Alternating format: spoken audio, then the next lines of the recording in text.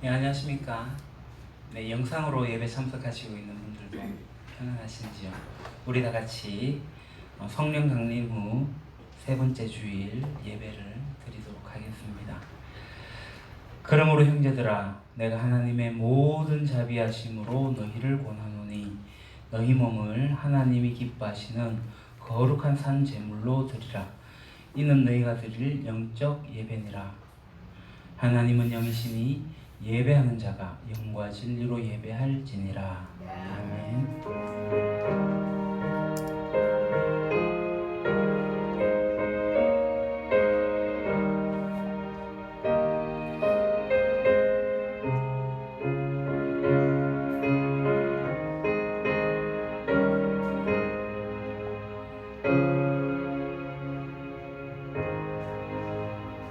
창조주 하나님, 지난 한 주간도 변함없는 사랑으로 저희를 돌봐주신 은혜에 감사를 드립니다. 거룩한 주일을 맞아 하나님께 사랑받으며 하나님을 사랑하는 주의 백성들이 하나님께 나와 예배를 드립니다. 주님께서 친히 우리 가운데 함께 하셔서 우리가 드리는 예배를 주관하여 주시기를 원합니다. 저희가 부르는 찬송은 오직 하나님만을 영화롭게 하며 저희가 드리는 기도는 하늘 보좌에 상달되게 하옵소서. 중심과 정성을 묶어서 드리는 우리의 예물은 온전한 번제처럼 하나님을 기쁘시게 하는 향기가 되게 하옵소서. 예수님의 이름으로 기원하옵나이다. 아멘. 다 같이 일어나셔서 영광의 찬양 6장으로 찬양 드리겠습니다.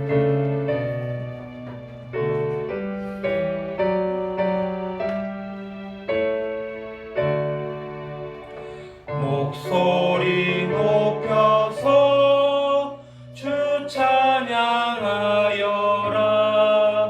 영광과 권세와 존귀와 위엄을 온누리 다스리시는 만왕의 왕께 돌려라.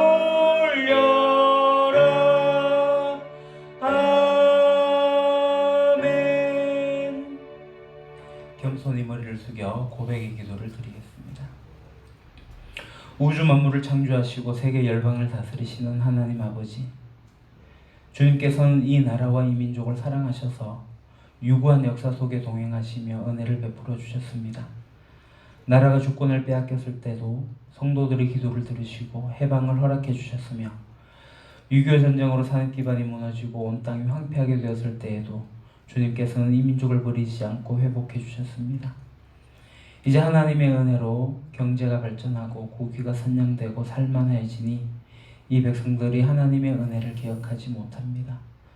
믿는 성도들은 하나님께서 원하시는 의로운 삶을 저버리고 있으며 믿지 않는 세상 사람들은 하나님을 비방하며 죄악이 관영한 시대를 열어가고 있습니다.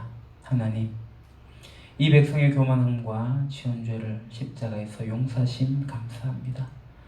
저희를 긍휼히 여기사 주님의 은혜와 보호하시는 팔을 거두지 마시옵소서. 우리가 하나님의 뜻을 따라 하나님의 나라 백성으로서 이 땅을 살아가게 될 때에 성령님을 온전히 쫓아가는 저희들 되게 하옵소서. 예수님의 이름으로 참여하는 기도를 드립니다. 아멘. 내 이름으로 일컫는 내 백성이 그들의 악한 길에서 떠나 스스로 낮추고 기도하여 내 얼굴을 찾으면 내가 하늘에서 듣고 그들의 죄를 사하고 그들의 땅을 고칠지라. 그러므로 이제 그리스도 예수 안에 있는 자에게는 결코 정죄함이 없느니라. 아멘. 사도신경으로 우리의 신앙을 고백합니다. 나는 전능하신 아버지 하나님 천지의 창조주를 믿습니다. 나는 그의 유일하신 아들 우리 주 예수 그리스도를 믿습니다. 그는 성령으로 잉태되어 동정녀 마리아에게서 나시고 본디오 빌라도에게 고난을 받아 십자가에 못 박혀 죽으시고 장사된 지 사흘 만에 죽은 자 가운데서 다시 살아나셨으며 하늘에 오르시어 전능하신 아버지 하나님 우편에 앉아 계시다가 거기로부터 살아있는 자와 죽은 자를 심판하러 오십니다. 나는 성령을 믿으며 거룩한 공교회와 성도의 교제와 죄를 용서받는 것과 몸의 부활과 영생을 믿습니다. 아멘. 성시교독 38번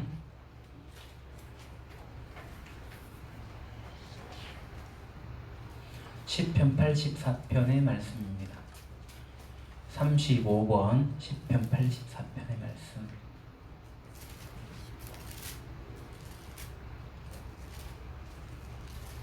찬송가 없으신 분은 앞에 화면을 보셔도 되겠습니다. 만군의 여호와여 주의 장막이 어찌 그리 사랑스러운지요. 내 영혼이 여호와의 긍정을 삼하여 수약하며 내 마음과 육체가 살아계시는 하나님께 부르짖나이다. 나의 왕 나의 하나님 만군의 여호와여 주의 제단에서 참새도 제집을 얻고 제비도 새끼둘 보금자리를 얻었나이다. 주의 집에 사는 자들은 복이 있나니 그들이 항상 주를 찬송하리이다. 주께 힘을 얻고 그 마음에 시온의 대로가 있는 자는 복이 있나이다. 그들이 눈물 골짜기로 지나갈 때에 그곳에 많은 샘이 있을 것이며 이른 비가 복을 채워주나이다. 주의 궁에서 한낮이 다른 곳에서 천년보다 나은즉 악인의 장막에 사는 것보다 내 하나님의 성전 문지기로 있는 것이 좋사오니 만군의 여호와여 주께 의지하는 자는 복이 있나이다. 아멘. 찬양의 찬양 191장으로 찬양드리겠습니다.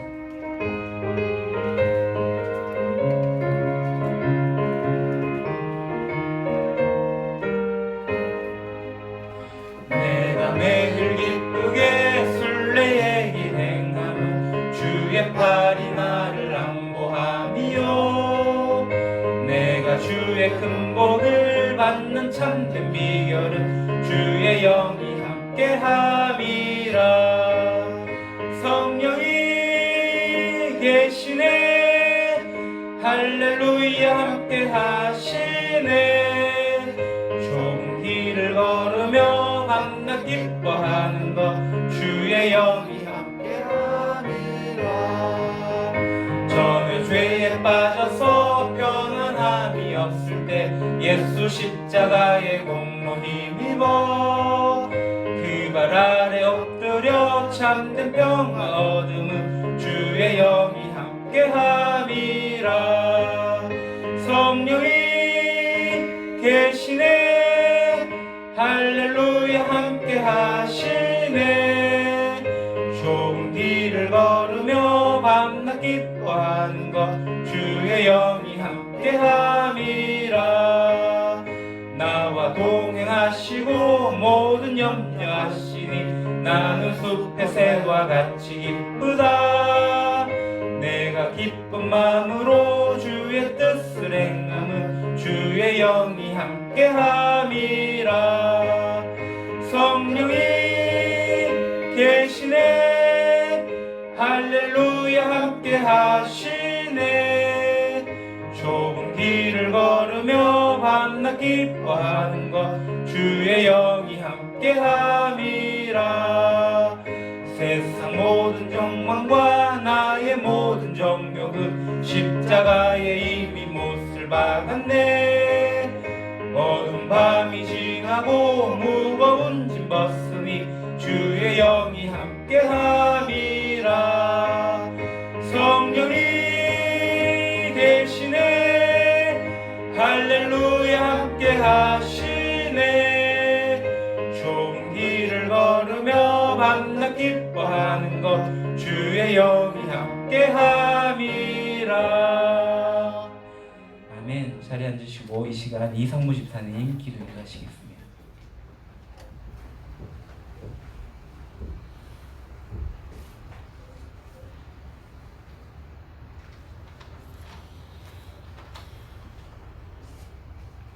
하늘에 계신 우리 아버지,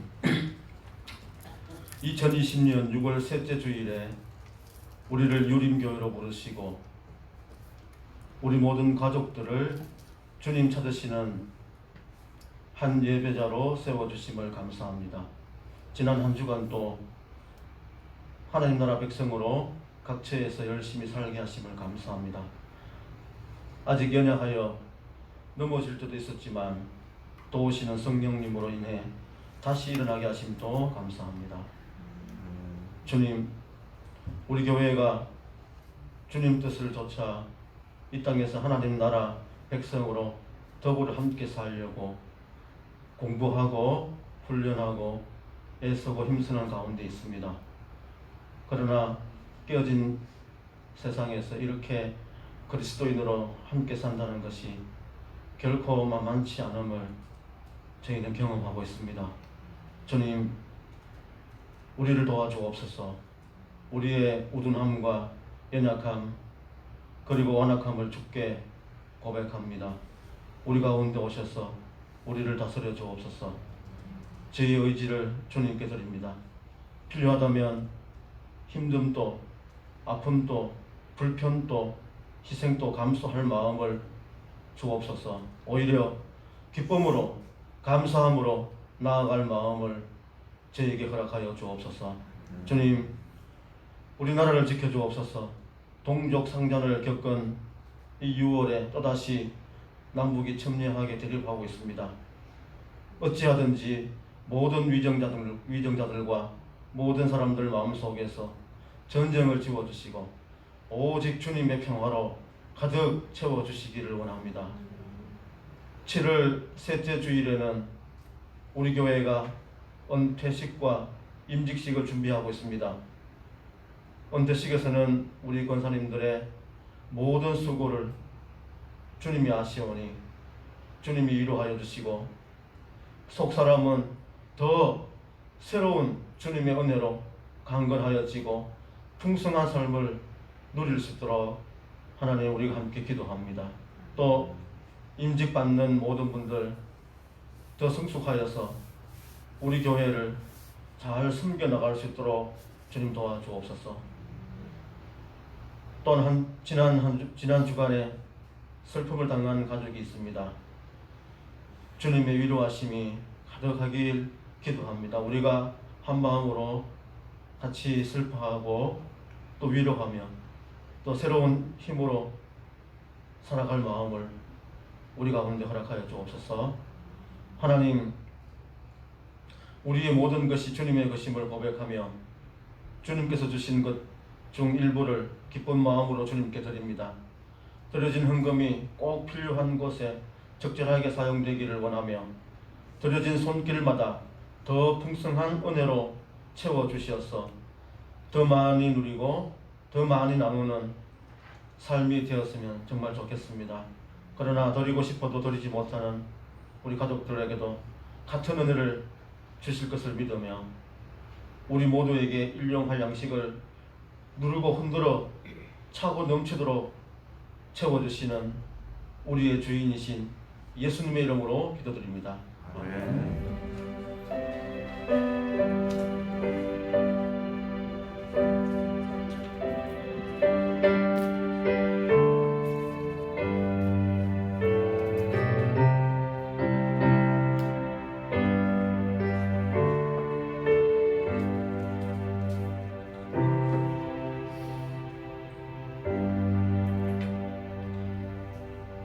예, 오늘 우리에게 주신 하나님 말씀은 요한복음 14장 16절 한 절의 말씀입니다.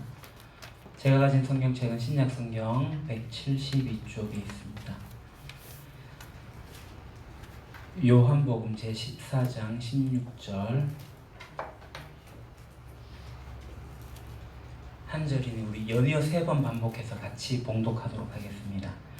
내가 아버지께 구하겠으니 그가 또 다른 보혜사를 너희에게 주사 영원토록 너희와 함께 있게 하리니 내가 아버지께 구하겠으니 그가 또 다른 보혜사를 너희에게 주사 영원토록 너희와 함께 있게 하리니 내가 아버지께 구하겠으니 그가 또 다른 보혜사를 너희에게 주사 영원토록 너희와 함께 있게 하리니 아멘. 이 도표를 봐주십시오. 우리가 하나님을 알아가고 하나님을 사랑하게 됩니다. 그러면 하나님의 사랑을 받은 내가 나 자신을 더없이 사랑하게 되는데 진정으로 나를 사랑하기 위해서는 2가지가 필요하죠. 그것이 바로 자기를 부인하는 것이고 성령 충만을 얻는 겁니다. 그래서 우리가 진정으로 자기 자신을 사랑하기 위해서 성령 충만으로 나가야 되는데 성령을 따라 사는 삶이 무엇인지 우리가 잘 배우고 그것을 누리셔야만 됩니다. 그래서 우리 성령님이 우리가 예수님을 나의 구주로 고백하게 될 때 성령님 우리 가운데 오시는데 이 성령님을 우리가 좀 잘 알고 어떤 일을 하시는지 살펴보면 좋겠습니다. 보통 우리가 예수님을 영접하게 되면 예수님이 내 마음에 와 계신다 생각을 해요. 그렇게 생각하시죠? 예수님이 여기 계실까요? 조금 전에 우리 사도신경으로 고백했잖아요. 죽으시고 부활하시고 성천하셔서 하나님 우편에 앉아 계시거든요. 그 예수님이 거기로부터 임하실 그날 완성되어진 하나님 나라 다시 오시게 돼요. 그러면 예수님 하나님 우편이고 우리 마음 가운데는 성령님 와 계셔요. 이게 이제 신학적으로 바른 표현이고요. 내 마음에 예수님이 계셔요. 이거 틀린 말 아닙니다. 내 안에 하나님이 계셔요. 틀린 말 아닙니다. 맞는데 좀 더 구분을 하자면 정확하게 표현한다면 성령님이 내 안에 계시는 거예요. 성령 하나님이. 삼위 하나님이시니 같은 하나님이셔요. 자, 그래서 우리가 오늘 본문 요한복음 14장 16절 내가 이 예수님 말씀이에요. 아버지께 구하겠다. 그리하면 아버지께서 다른 보혜사를 너에게 보내셔서 영원히 너희와 함께 계시게 할 거다. 이렇게 말씀을 하셔요. 그러니까 성령님이 우리가 예수님을 구주로 고백할 때 우리 안에 와서 내주 하시면 내주. 그것도 영원히 함께 하시고 우리를 떠나지 않으십니다.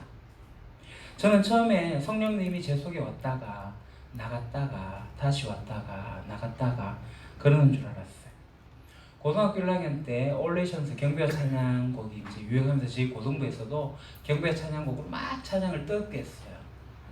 정말 뜨겁게 찬양을 하고 목사님이 이제 딱 나오셔가지고 이제 말씀을 전할 때 그거를 이제 어떻게 마무리가 된지 기억은 안 나지만 그때 이제 막 뜨겁게 찬양하던 친구가 식어진 거죠. 아, 성령님이 떠나셨다 이런 표현을 했어요.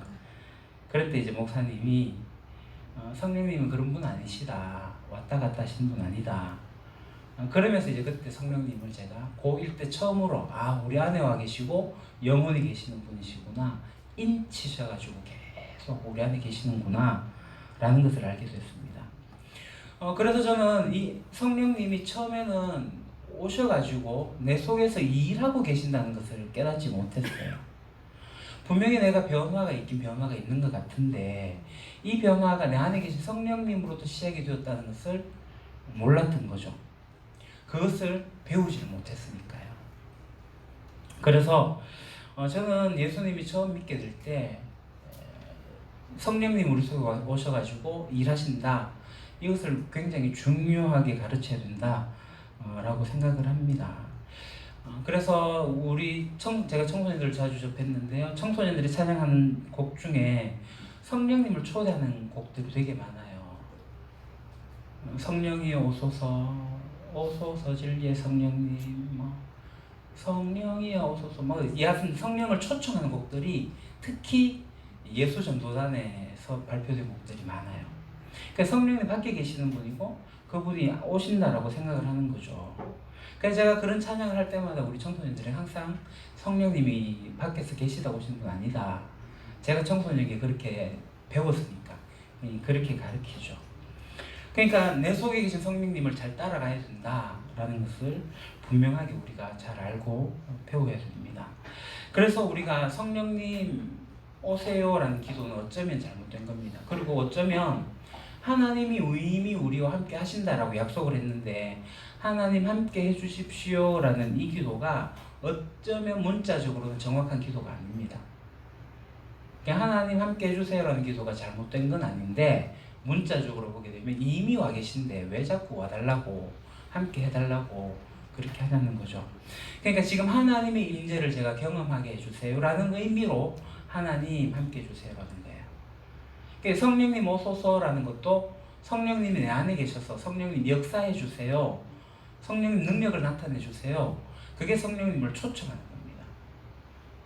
그런 의미로 성령님을 초청하는 거지 우리가 성령님이 밖에 가셨는데 오셨다가 나를 좀 만져주셨다가 떠나가시고 다시 성령님 초청해가지고 접신행위하듯이 왔다 갔다 하는 게 아닙니다. 분명한 것은 영원히 떠나지 않으신다. 14장 16절 띄워주시죠. 예. 이 부분 제가 생략을 했습니다. 예, 넘어가고요. 성령 영을 따라가는 부분인데 영원히 너희와 함께 하실 거다라는 거예요. 영원히 너희와 함께 하신다. 성령님 우리를 떠나지 않으십니다. 아멘. 네. 자, 두 번째로 우리 가운데 오신 성령님. 이 성령이 무엇을 하시느냐 하면 우리를 인도하십니다. 우리를 이끌어 가십니다. 요한복음 14장 26절에 성령님 하시는 가장 중요한 일이 있는데요. 제가 읽겠습니다. 그러나 보혜사 곧 아버지께서 내 이름으로 보내실 성령께서 너희에게 모든 것을 가르쳐 주실 것이며 또 내가 너희에게 말한 모든 것을 생각나게 하실 것이다. 그러니까 성령님 하시는 중요한 일은 뭐예요? 노란색. 모든 것을 가르쳐 주실 거고 모든 것을 생각나게 할 거다라는 겁니다. 이것도 역시 예수님께서 말씀을 하신 거예요. 예수님이 하신 모든 일들을 성령님이 알게 해줄 거라는 거예요. 예수님이 가르치신 것을 깨닫게 해줄 거라는 거예요. 여기에 관련된 구절이 요한복음 16장 13절인데요. 다음 페이지. 그러나 그분 곧 진리의 영이 오시면 그가 너희를 모든 진리 가운데로 인도하실 것이다. 그는 자기 마음대로 말씀하지 않으시고 듣는 것만 일러주실 것이요 앞으로 올 일들을 너희에게 알려주실 것이다. 이 본문에서 성령이 뭐라고 표현을 해요? 성령님을 진리의 영으로 표현을 하지 않습니까? 주님은 그분, 그러니까 곧 진리의 영이 오시면 그가 모든 진리 가운데로 너희들을 어떻게 한다고요? 인도하신다. 분명하게 말씀을 하셨어요. 그러니까 성령님은 우리 가운데 오셔서 뭘 해요? 우리를 진리 가운데로 이끌어 가시는 거예요. 인도하시는 거예요. 그러니까 우리가 성령님의 인도를 받는다라고 얘기하면 하나님 결혼해야 되는데 누구하고 결혼해야 되죠? 하나님 이사 가야 되는데 언제 날 찾아가야 되죠? 하나님 직업을 제가 이거 구해야 되는데 이 직업 할까요? 저거 할까요? 한 돈 벌어 그러니까 이런 것과 관련해서 이 성령님의 인도를 구하는데 그하고 다릅니다. 성령 인도는 그런 것에서 인도를 받는 게 아닙니다. 물론 성령님 오셔가지고 우리의 개인사를 이끌어내시고 우리를 이끌어 가시지만 성령님께서 주로 하시는 일은 요한복음 16장 13절에 나오는 대로 진리 가운데로 이끌어 가시는 겁니다. 이 진리가 그럼 뭐예요? 진리는 바로 짠! 예수 그리스도입니다. 예수님 자신이 진리십니다. 그러니까 주님께서 직접 행하시고 주님께서 가르치신 그 내용이 그게 진리입니다. 예수님이 누구시고 그 그리스도가 무슨 일을 하셨고 그 그리스도께서 하신 일들로 말미암아가 오늘 우리에게 무슨 변화가 있는가, 그런 것들이 그리스도에게 속한 진리입니다. 예수 그리스도 당신이 진리십니다. 성령님께서 끊임없이 우리를 진리 가운데 이끌어 가시는 것은 바로 예수 그리스도입니다. 그래서 우리를 점점 예수 그리스도에 가까이 가게끔 인도하시는 분은 우리 성령님이시다. 자, 그 진리신 예수님을 우리가 인도함을 받게 돼요. 성령님께서 그렇게 인도해 가시는 분이기 때문에 우리가 그럼 그 진리를 따라가게 되잖아요. 진리를 따라가면 우리가 어떻게 변화될까요? 진리를 따라가면 우리 속에 열매가 맺혀요. 성령의 열매가 맺어진다고요. 갈라디아서 5장 22, 23절.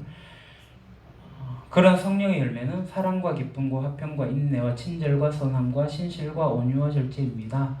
이런 것들을 막을 법이 없습니다. 성령의 9가지 열매입니다.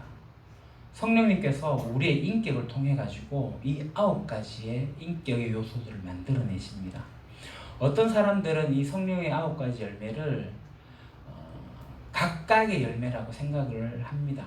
그래서 나는 기쁨의 열매는 있는데 나는 인내의 열매가 약해, 없어, 뭐 이렇게 표현하기도 하고요. 근데 성경에서는 이것이 각각의 열매가 아니라 전체가 한 덩어리인 단수로 표현되어진 열매입니다. 그러니까 성령님께서는 우리를 진리로 이끌어 가시고 우리가 진리를 쫓아가게 될 때 우리 인격을 성숙시키시는데 우리에게 이런 9가지 열매가 동일하게 다 드러나게 됩니다. 하나만 나오고 8가지가 없어지거나 아니면 8가지가 나오고 한 가지가 안 나오거나 이러지 않습니다. 9가지가 다 같이 골고루 나타나게 됩니다. 난 온유한데 기쁨이 없어. 그러니까 온유한 그 사람은 원래 선천적으로 온유할 수가 있어요. 그러니까 성령의 열매로서 온유함이 아니라 사람은 선천적으로 온유한 사람이 있습니다. 그거 아니에요. 근데 온유한데 내가 어떤 절제하지 못한다, 인내하지 못한다, 그러면 그 온유는 온유가 아니죠. 성령님께서 우리와 함께 하시면 이 9가지 열매가 함께 다 같이 자라나게 됩니다. 그래서 예수님의 성품이 나의 인격이 됩니다. 예수님이 행하신 진리를 우리가 꾸준히 묵상하게 되면 또 그것을 따라 살고 그것을 자꾸 주장하고 그렇게 가게 되면 우리의 성품이, 우리의 인격이 변화될 수밖에 없습니다. 만약에 우리가 이제 직장 생활 하시는 분도 있고 다른 개인 사업도 하시는 분도 있겠지만 어떤 일을 할 때 마찰이 생기는 관계들이 있지 않습니까? 그래서 그 사람 때문에 내가 미치겠어, 막 신경질이 나는 거예요. 내가 잘못한 것도 없는데 괜히 쏘아붙인 것 같기도 하고. 근데 이 사람은 도대체 어떻게 할지 모르겠고 막 속에서 열불이 터지는 거예요. 밤에 누워도 그 사람밖에 생각이 나지 않아요. 그러면 또 화가 막 치밀어 오르죠. 그런 경험 해보셨죠? 저도 해봤거든요. 그게 몇 날 며칠까지 가요. 자나깨나 그 사람을 묵상합니다. 속에서 울분 터지고 미치겠거든요. 저 인간 누가 안 잡아가나 이런 마음도 들기도 하고 막 그러는 경우가 있지 않습니까? 그러면 그 생각이 성령님이 주시는 걸까요? 아니죠. 우리가 성령의 진리를 따라가면 긍휼히 여기는 마음을 주셔요. 어쩌다 저 사람이 저렇게 됐을까? 긍휼히 여기는 마음이 생겨요.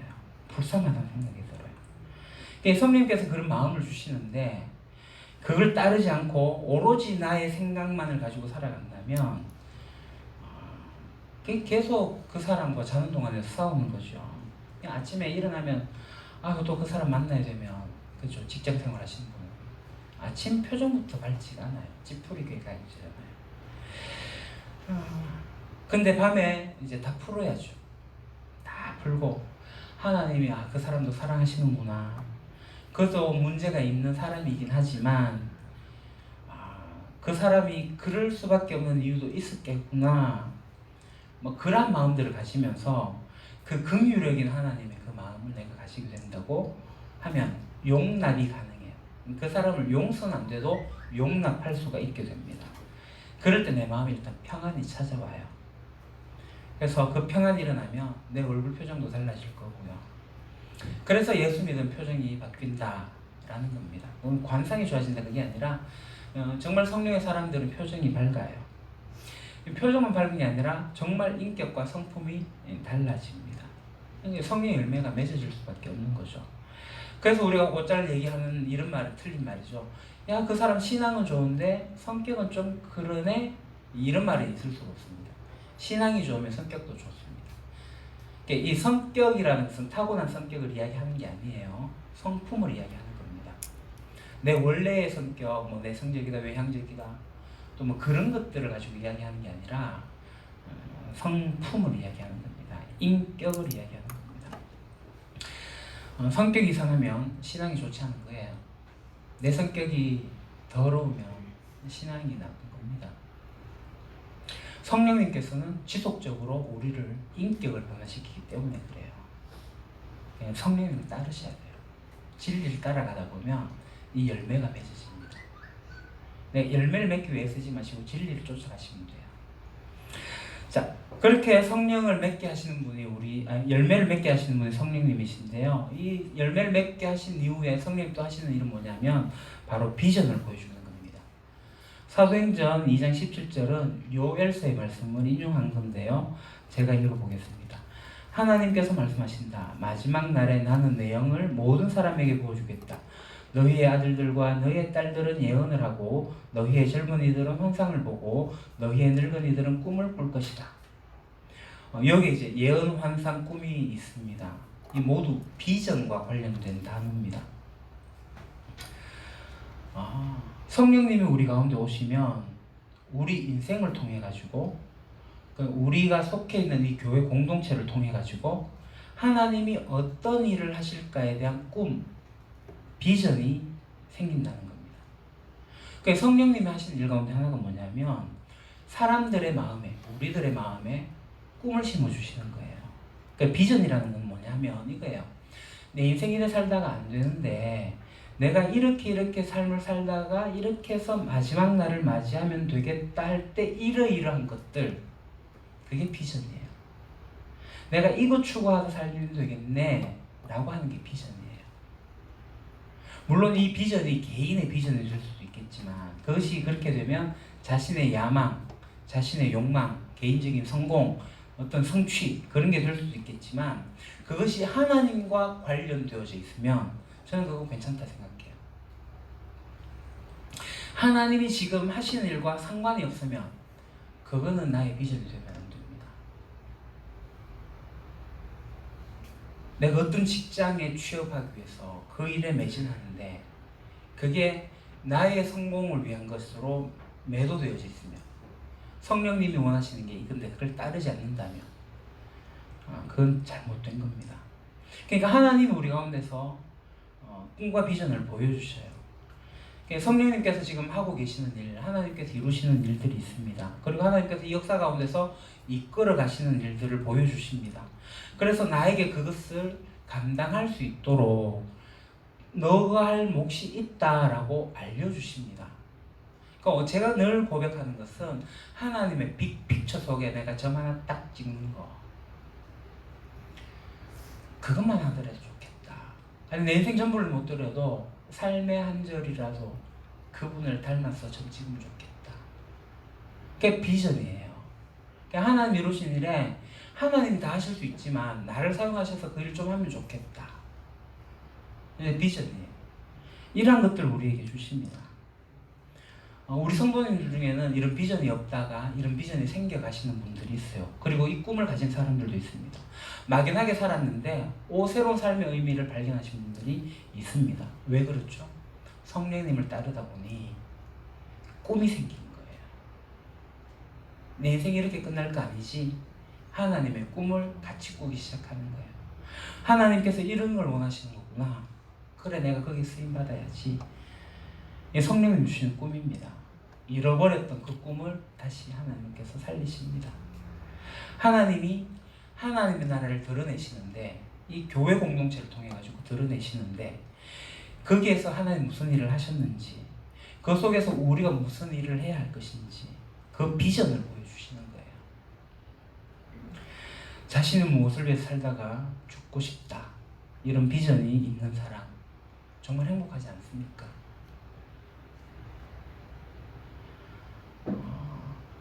여러분 행복하십니까? 저는 행복해요. 주변에 많은 사람들이 저를 어려워해요. 그러니까 저를 어려워하는 게 아니라 어렵다고 생각을 해요. 최 목사 그거 가서 안 힘드나? 다 이래 얘기를 해요. 아니요. 저는 꿈을 꾸고 있었고 그 꿈이 지금 이루어가는 모습을 보고 있으니 저는 너무나도 행복합니다. 자, 성령님이 비전을 보여주셔요. 자, 그 다음에 성령님께서 이 비전을 보여주실 뿐만 아니라 이렇게 꿈을 꾸고 하고 난 다음에 이 꿈을 행할 수 있는 능력도 주십니다. 빌립보서 2장 13절. 하나님은 여러분 안에서 활동하셔서 여러분으로 하여금 하나님을 기쁘게 해드릴 것을 영원하게 하시고 실천하게 하시는 분입니다. 성령님께서 우리로 영원하게 하시고 실천하게 하시는 분이라고 표현합니다. 성령님께서 우리 가운데 오셔가지고 하시는 일은 뭐냐면 앞서 말씀드렸던 그러한 비전, 즉 그 뜻을 가지고 행할 수 있도록 하는 겁니다. 영원하는 거예요. 그 영원한 것을 넘어서서 실천까지 하게 되는 거예요. 그것을 성령님께서 우리에게 능력으로 주셔요. 그 능력으로 우리가 우리의 삶을 이끌어 가시는 겁니다. 성령님께서 주시는 비전에 따라 가지고 어떤 일을 했지만 그 일을 하다 보면 자기 힘이 남아있지 않을 때가 있습니다. 내 힘으로 뭔가를 이루지 못할 때가 있어요. 그때 누리는 축복이 뭔지 아십니까? 나는 못하는데 성령님이 하셔요. 두 개의 물통이 있는데 이게 하나의 나의 힘이고 이게 영원한 생수의 강이신 성령님의 물통이 이렇게 나에게 흘러가지고 일을 해요. 근데 이건 고갈이 돼요. 그런데도 이것은 끊임없이 나오기 때문에 내가 할 수 있는 거예요. 그러니까 내가 할 수 없지만 내가 할 수 있는 그 놀라운 비밀이 성령님으로부터 나오는 능력입니다. 그래서 나가 누리는 축복은 그 성령의 능력을 경험하는 거죠. 사도 바울이 골로새서 1장 29절 이렇게 말씀하십니다. 이 일을 위하여 나도 내 속에서 능력으로 작용하는 그분의 활력을 따라 수고하며 애쓰고 있습니다. 저는 예수님을 따라가는 삶을 살기 시작하고 청년의 때에 그 시기를 보내면서 지금 이제 반백년을 보내는 나이를 갖게 되었습니다. 그러니까 매우 다양한 경험들을 했어요.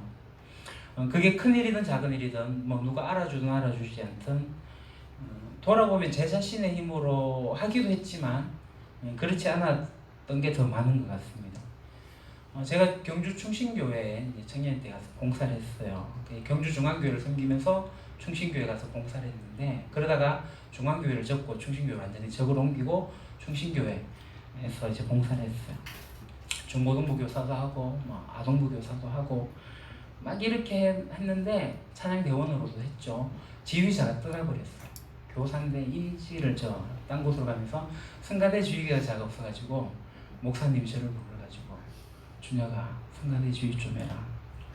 제가 처음 성가대 지휘를 했습니다. 제가 찬양대 지휘를 맡다니요. 지금 운동 모습을 보니까 아시는 것 같습니다. 몸치에 박치에 뭘 하겠습니까? 저 못해요. 제가 이해하고 승낙을 못했다니까요. 그게 2주가 가고 석주가 가고 한 달이 가고 도망 다녔습니다. 그러는 가운데 저의 약함, 저의 부족함을 고백하게 된 거고 하나님이 주신 능력이니 제가 뭐 그 능력 가지고 그냥 사용할게요라고 했어요. 그래서 제가 지금 늘상 하는 이야기인 거예요. 내 능력은 하나님 주신 거고 그 능력 하나님께 돌려드리는 거기 때문에 아무 하등에 문제가 없어요. 하나님께서 나에게 목청을 내려주셨는데 고음 불가를 주셨는데 물론 이게 연습하면서 나아질 수도 있긴 하지만 그러다가 찬양하다 삑살이 나면요 저는 그게 한참 부끄러웠어요. 정말요. 성가대 지휘할 때도 이제 본을 보여야 돼. 이렇게 하세요 따라하는데 안 돼. 뭐 그래서 거기에 대해서 저는 되게 두려웠었는데 아니에요. 뭐 그렇죠 뭐. 전혀 하나님께서 저를 뭘 안 해요. 성도들이 뭘 할 뿐이지. 그 장로님이 한 분이 성가대 지휘하면서 제가 지휘 4분의 4박 하다가 귀찮아가지고 그냥 업다운만 했거든요. 업다운. 약하게 불러라. 세게 불러라. 업다운만 했어요. 약하게. 네, 그래 하면 안 된다. 마지막 픽 올려갖고 들어갈 수 있는 거 소개해줘야 된다. 그래갖고 이제 업다운 하다가 들어가세요 이렇게 해주기도 하고 뭐 그렇게 했어요. 재밌게 했습니다. 제가 한 거 아니에요. 성령님 함께 해주셨고 그래서 한 거예요. 그러니까 이 최선을 다하는 게 필요하죠. 저는 최선을 다했습니다. 정말 잘하려고 멋지게 하려고 뭐 그렇게 하지 않았어요. 그랬더니만 대원들이 열심을 내어주셔가지고 잘했어요. 저는 그게 성령님이 하신 일이다 그렇게 생각합니다. 성령 우리 속에 역사하시면서 그 비전을 갈 수 있는 능력도 주십니다. 자, 그다음 이런 능력을 가지고 우리가 가게 될 때 성령님이 우리에게 은사도 주셔요. 성령의 은사죠. 고린도전서 12장 4절 7절 은사는 여러 가지지만 그것을 주시는 분은 같은 성령이십니다. 각 사람에게 성령을 나타내 주시는 것은 공동 이익을 위한 것입니다. 아멘. 여기에서 노랗게 쓰여져 있는 공동 이익 이 참 좋은 번역이에요. 성령님께서 우리에게 은사를 주시는데요. 이 은사는 초자연적인 것부터 그냥 자연적인 것 아주 다양하게 주십니다. 그러니까 병 고치는 은사도 있고요. 예언하는 은사도 있긴 하지만 정말 자연적인 사람들을 이끌고 사람들 그냥 긍휼히 여기는 그런 일까지도 성령의 은사예요. 그럼 왜 성령님의 이런 은사를 주시는가? 이 개인의 유익을 위한 게 아니라 공동체의 유익을 위해서 성령님을 은사를 주신다는 겁니다. 우리가 개역개정 성경에 보면 이 공동이라는 단어가 빠져 있어요. 이건 세번역이거든요. 공동의 이익은 그러니까 성령님의 은사는 개인의 이익이 아닙니다. 그래서 성령 은사를 가진 분들이 개인의 사역을 하시는 경우가 많거든요. 쉬, 자, 가슴에 손 올리세요. 당신의 가슴이 나을 겁니다. 쉬, 이런 식으로. 그래요. 치유 집회 하시는 분이 있거든요. 수천 명이 모인 곳에서 내가 아픈 곳에 머리 대라 그래요. 그 중에 어쩌다 한 명이 나을 수가 있어요. 저도 가서 얘기하면 될걸요. 그러니까 제 광고가 진짜 영적인 사람이다.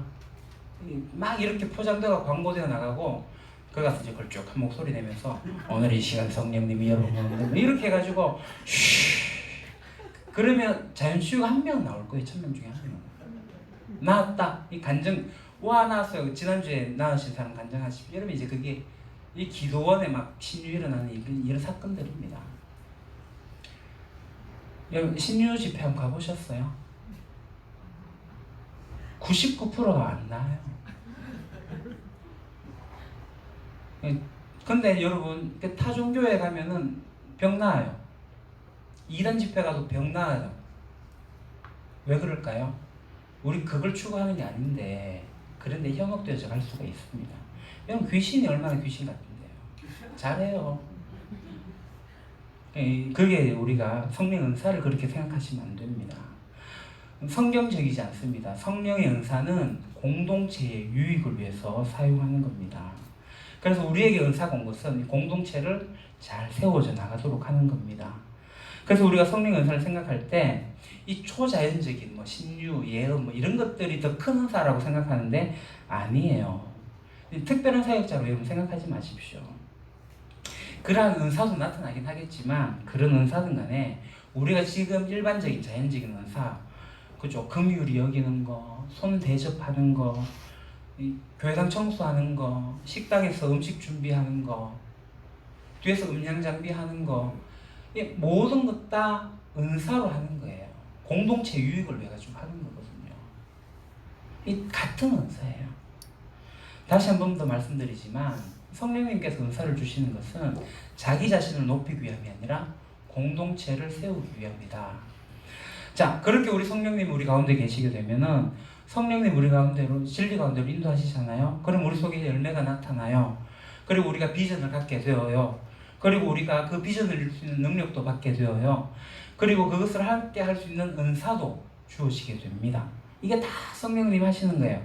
이렇게 우리가 성령님과 함께 하게 되면 성령님 우리와 함께 동행하십니다. 움직이십니다. 지난주에 말씀드린 것처럼 성령님과 손잡고 함께 발 맞추어서 걸어간다고요. 그런 모습들이 나옵니다. 이것을 성경에서는 성령 충만이라고 합니다. 에베소서 5장 18절. 술에 취하지 마십시오. 거기에는 방탕이 따릅니다. 성령의 충만함을 받으십시오. 여기에서 이제 성령의 충만, 성령님으로 가득 찬 겁니다. 때때로 이 성령님을 어떤 기운, 에너지, 능력 이런 걸로 오해합니다. 그러니까 쉬 하면 성령님이 뭐 나가고 말고 이렇게 이야기를 하죠. 아닙니다. 성령의 충만은 나에게 성령님의 충만이 이렇게 에너지가 채워졌다가 뭐 게이지가 올라갔다가 내려갔다가 이런 개념이 아니에요. 성령님을 그런 물질로 생각하지 마십시오. 성령님은 하나님이십니다. 성령님은 인격적이신 분이십니다. 그렇기 때문에 성령으로 충만하다는 것은 성령님과 내가 인격적으로 관계를 갖고 있다. 손잡고 걸어간다. 같이 발 맞추어 걸어간다. 아주 긴밀한 관계에 있다라는 것입니다. 그러니까 막 데이트를 시작한 연인들을 보게 되면 늘상 남자친구, 여자친구로 충만하지 않습니까? 잘 때도 그분 생각, 깰 때도 그분 생각. 연애할 때요. 예. 사랑에 빠지면 자꾸 그 연인만 생각합니다. 그래서 평소에 뭐 시도 안 쓰는데 이렇게 끄적끄적이면서 이렇게 편지도 보내기도 하고 다 그래 보셨죠? 예, 그 사람으로 충만해 있을 때 그런 일들이 일어나지 않습니까? 그러니까 진짜 충만해 이런 건 아닌데 그렇습니다. 근데 진짜 깊은 사랑으로 우리가 성숙하게 되면 이 두 사람이 정말 같은 마음과 같은 생각을 가지게 돼요. 이게 이제 성령 충만과 비슷하다라고 생각해 볼 수가 있습니다. 그러니까 우리가 인격적으로 하나님과 관계가 잘 맺어지게 될 때 그 관계를 잘 누리는 것이 결국 성령 충만인 겁니다. 성령님은 우리 가운데 인격적으로 임하시기 때문에 우리 가운데서 어떤 활동적으로 역사하시고 일하실 수 있지만 우리가 함께 가게 될 때 우리가 성령님의 인도를 따르게 되고 같이 가게 됩니다. 근데 우리가 성령님의 인도를 따르지 않으면 다른 결과가 나오기 시작해요. 내주하신 성령님의 인도를 따르지 않으면 어떻게 될까요? 성령을 따를 때 아름다운 결과가 나오지만 따르지 않을 때는 두 가지의 결과가 나옵니다. 하나가 성령님이 근심한다는 거예요. 에베소서 4장 30절을 보겠습니다. 하나님의 성령을 슬프게 하지 마십시오. 여러분은 성령 안에서 구속의 날을 위하여 인치심을 받았습니다. 슬프게 한다, 근심하게 한다라는 겁니다. 성경은 성령님을 근심하게 하지 말라, 슬프게 하지 말라라고 얘기합니다. 성령님 우리 가운데 계시는데 왜 성령님이 슬퍼하실까요? 지난주에 말씀드린 육체적 욕망을 계속 따라 살아가게 될 때, 계속 육체의 소욕을 쫓아가게 될 때 내 안에 계신 성령님이 근심하고 슬퍼하십니다. 친구 사이에도 상대방이 나를 계속 무시하면 기분 나쁘지 않습니까? 마음 상합니다. 부부관계도 무시하면 기분 나쁘죠. 부모 자녀 사이에도 마찬가지입니다. 그러니까 인격적인 관계에서 계속 자신이 무시를 당한다. 그러니까 내가 하는 말들이 받아들여지지 않는다. 슬퍼하지 않습니까? 안타까워하고 속상하지 않습니까? 성령님도 그럽니다. 우리 가운데 오셔가지고 성령님이 이끌어 가시는데 계속 무시하면 슬퍼하십니다.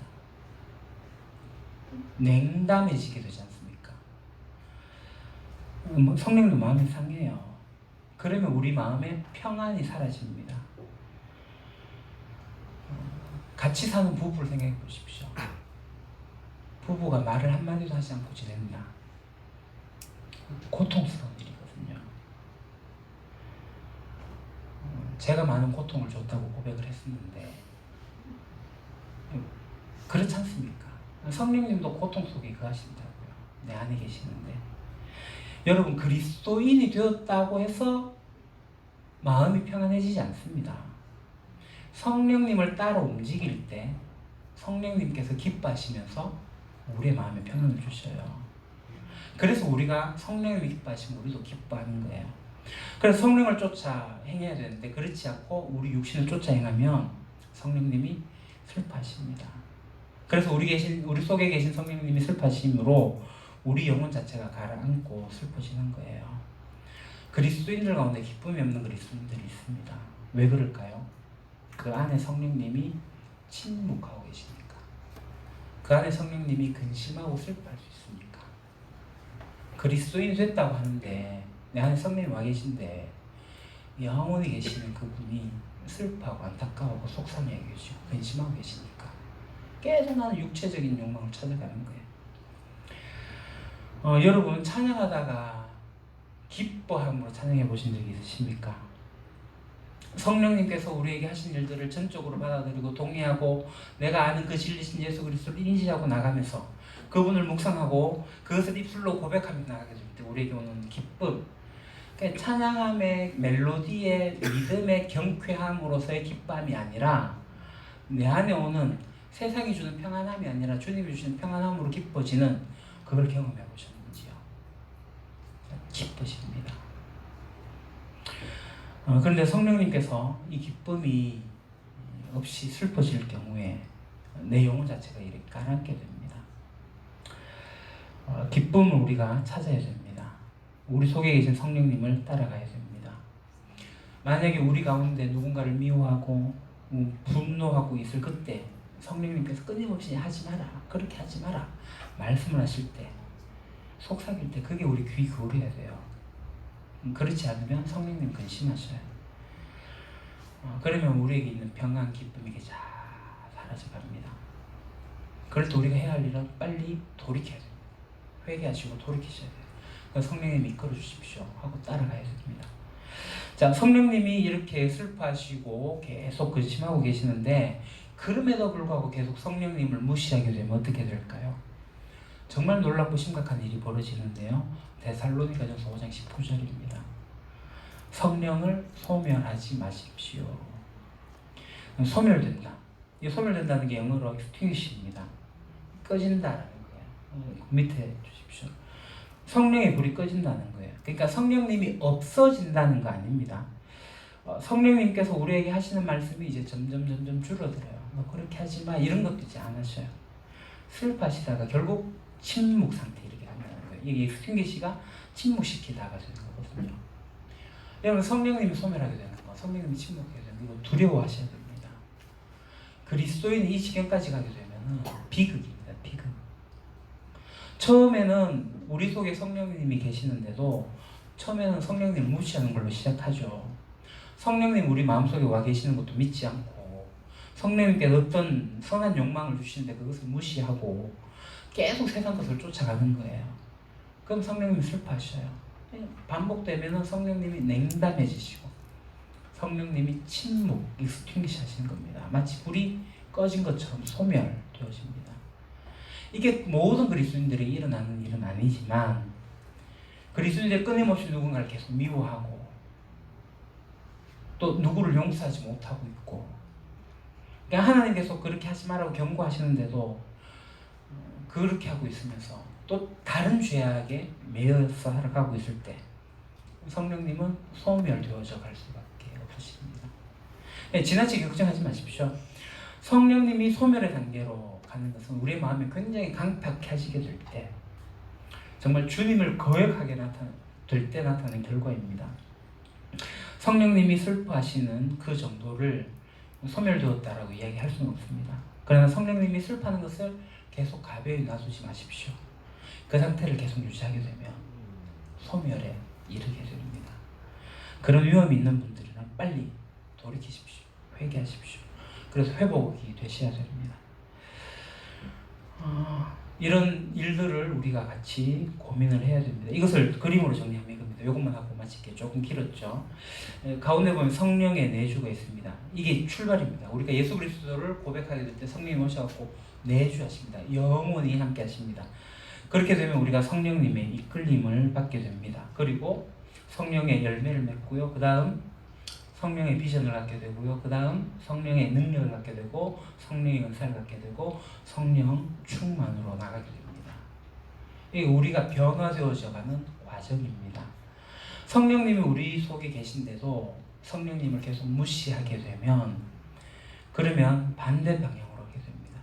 성령님이 건심하게 되고요. 계속 가게 되면 성령님이 소멸하게 됩니다. 결국 침묵하십니다.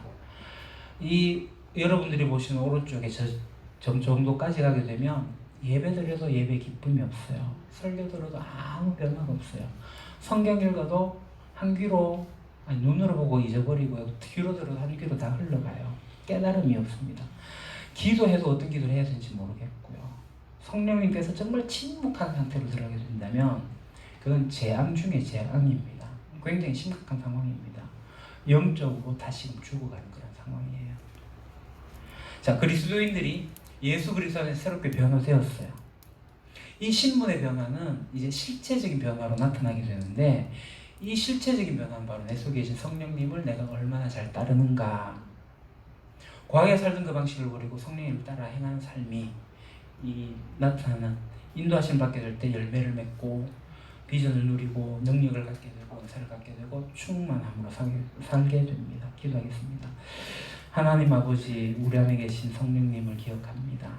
성령님의 이끄심을 잘 따라가게 하시고 내 안에 계신 성령님의 진리를 쫓아가게 될 때 열매도 맺고 비전도 보고 능력도 갖고 은사도 가지며 공동체 유익을 위해 살아가게 될 때 성령 충만함으로 가는 저희들 되게 해주십시오. 혹여나 저희들이 성령님을 근심하게 하고 슬프게 할지는 모르겠습니다만 빨리 돌이켜 회개하며 성령님의 이끌림을 받는 저희들 되게 해주십시오. 예수님 이름으로 기도합니다. 아멘. 이 시간에 우리 예수의 이름으로 나는 일어서리라 찬양하겠습니다.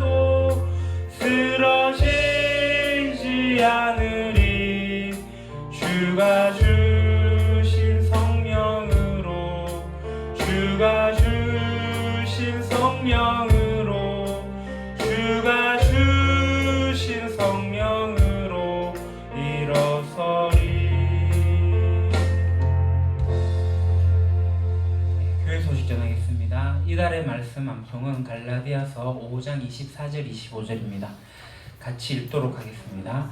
그리스도 예수의 사람들은 육체와 함께 그 정욕과 탐심을 십자가에 못 박았느니라. 만일 우리가 성령으로 살면 또한 성령으로 행할지니.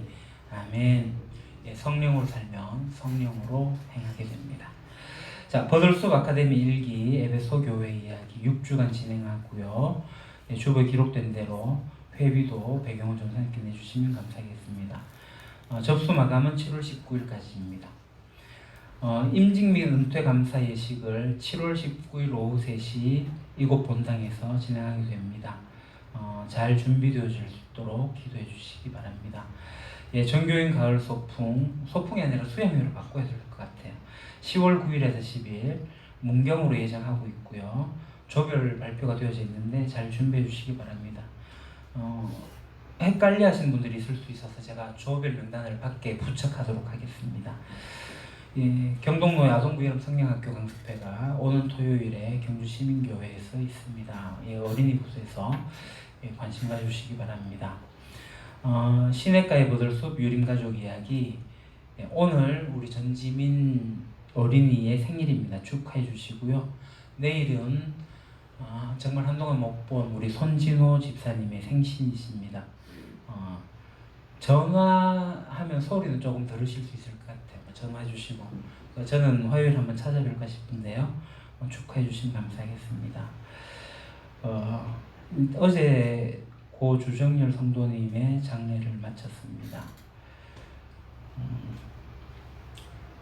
위로해 주시고 기도해 주시면 감사하겠습니다. 그리고 오늘 식사하게 될 때 수박과 떡을 먹게 되는데요. 우리 정혜주 청년이 제공해 줬습니다. 아까 앉아있는데 어디 갔죠? 예. 감사합니다. 저는 월요일에 하나북 세미나를 그리고 토요일에 경북로 야동부 강습회를 다녀오도록 하겠습니다. 자, 그러면 다 같이 일어납시다. 성령으로 삽시다. 인사합시다. 성령으로 행하는 저와 여러분들이 되기를 바랍니다. 성령을 살게 될 때 우리 교회가 든든히 써갑니다. 우리는 주의 보혈로 세워진 거룩한 주님의 교회입니다. 같이 찬양하겠습니다.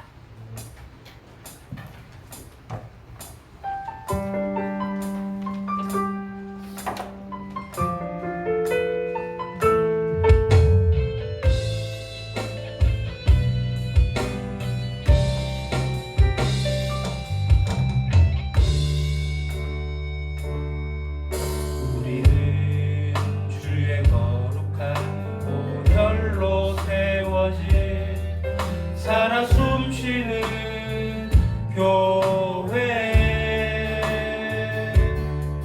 예수를 주로 섬기며 살아가네 우리 주님 안에 한 가족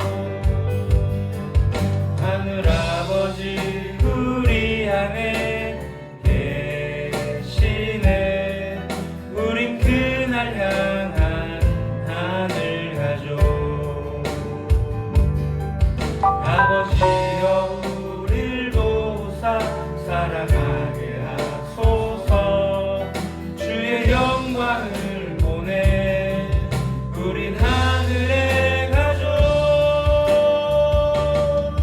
오 하늘아버지 이 백성의 아버지 당신의 귀한 아들 보내신 높은 사랑 오 하늘아버지 이 백성의 아버지 하늘가족교회 통하여 이 땅의 백성 고치소서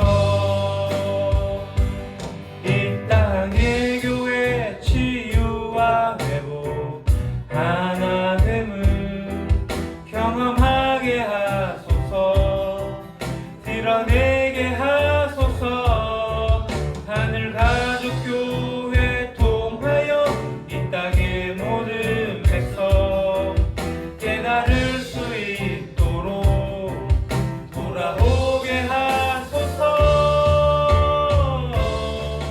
오 하늘아버지 이 백성의 아버지 당신의 귀한 아들 보내신 높은 사랑 오 하늘아버지 이 백성의 아버지 유림가족교회 통하여 이 땅의 백성 고치소서